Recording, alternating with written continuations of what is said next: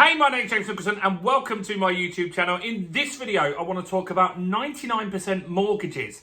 As in, you can borrow 99%, you can get a property with just a 1% deposit. Why this potentially could be really bad. Also, what are the pros of this kind of mortgage as well? I want to talk about these new mortgages that are coming out for first-time buyers. And while we're here, thank you everyone. We hit 20,000 subscribers. I really appreciate everyone that has subscribed to the channel over the last year and a half. It's a lot of work to do this channel. We've got more than 700 videos on property investing and the market updates and all that kind of stuff. So really thank you to everyone that has subscribed. If you haven't subscribed already, you know what to do. Subscribe and hit the bell notification. And while you're here, to celebrate 20,000 subscribers, smash the like button or tickle the like button. Do something to the like button, guys.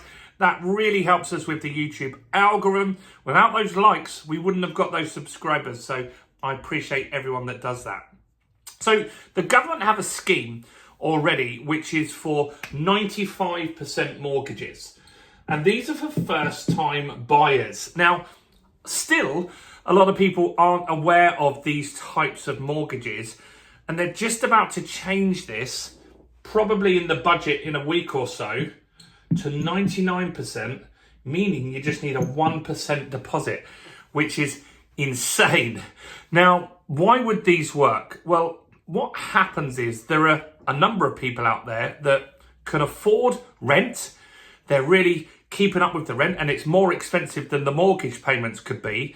But maybe they have got in a position now to afford that rent, but they don't have a deposit saved up.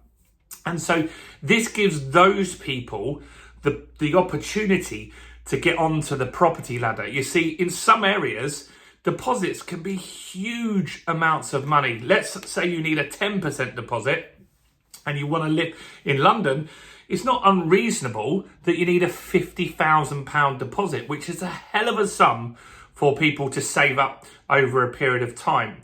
So these mortgages are designed for first-time buyers to get them onto the housing market. Now, why potentially could they be bad? Well, there's a lot of risk involved here, particularly in a volatile market like we've got right now. You could quite quickly go into negative equity with these type of mortgages. You see, if you buy a property, it goes down 5%, you're going to be 4% negative equity at that stage. And if you're buying a London property, that could be a very substantial sum of money. And also when you sell, you may have capital gains, you will have solicitor's fees, and you'll probably be buying somewhere else.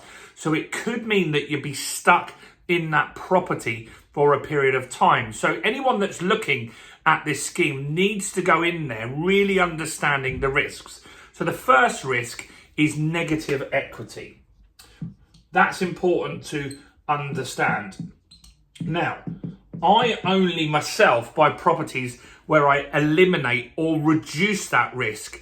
And so I look for properties where I can add value. New build properties, that's pretty hard to do. So I look for a 1-bed flat that I could turn into a 2-bed flat, or I look for a house that needs some sort of renovation.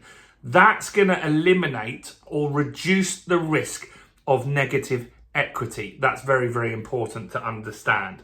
Next are the rates, right? Interest rates are higher at the moment than they have been for a long time. So you need to make sure that you can afford rates even if they went up a little bit. Now, rates are expected to go down, but you've got to take into account, what would you do if you got a 4% rate on this now, and then you had to refinance in 2 years at 6%? You've got to have that preparedness for that to make sure you can keep this property. That's very important. Now, what's good about this type of property is it gets more people onto the market. So that's one thing that I see as a positive thing here.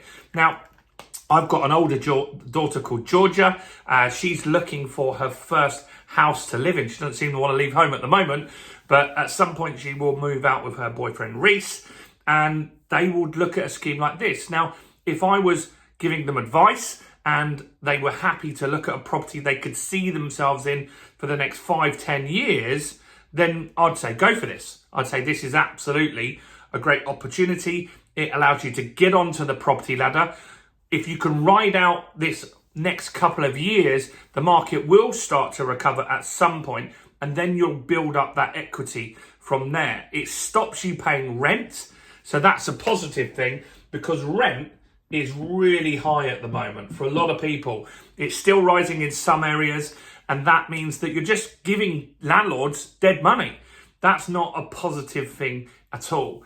And so if you could find a property where you could add value by adding an additional bedroom or renovating it or doing some sort of work to that property that adds value, then I would look at this kind of scheme. If it keeps you off the rental market, that is potentially a good thing as well. Now, how does the risk work on this? Because these mortgages, believe it or not, are actually fairly easy to get, and here's why. The reason is the government are backing these mortgages. So lenders have nothing to lose. We had this in the bounce back loan scheme in the pandemic. So the bounce back loans were given out to pretty much any business that had a pulse or a bank account. They were quite easy to get. You could borrow £50,000 from your bank, and with that money, you could spend it on keeping your business going. Now, normally, lending for businesses is nearly impossible. The reason that the banks did this was because the government guaranteed all of this money. And so they're guaranteeing these mortgages to the lenders. In fact, lending to one of these lenders is safer than lending to somebody with a 20% deposit, because they might go into negative equity, they might lose their job. All these sort of bad things could happen. So for the lender, this is easy money. And that's a very, very positive thing. Now, what's bad is if the government does see a big downturn in house prices, then we get repossessions of these properties, and the government is going to have to foot the bill. Ultimately, as a taxpayer, that's our problem. We will have to pay that through our taxes, won't we? And that will be what happens at this scenario. But if this does work out and they do select the right type of people and they do some responsible lending, I think there's definitely still criteria on affordability and stuff like that. I think this scheme ultimately could be a winner. I think for the borrower, I think you've got a golden egg here. You've got an opportunity to get on the property ladder. Now, this isn't out yet. We've got the 95% scheme now. We've got the 99% scheme on the way. A lot of people said this will take ages to do. It won't. It's just a tweak to a scheme that already exists. This will probably happen in the budget in a week and a half. And I think if you know someone that wants to get a first time buyer property, this could be something that helps them.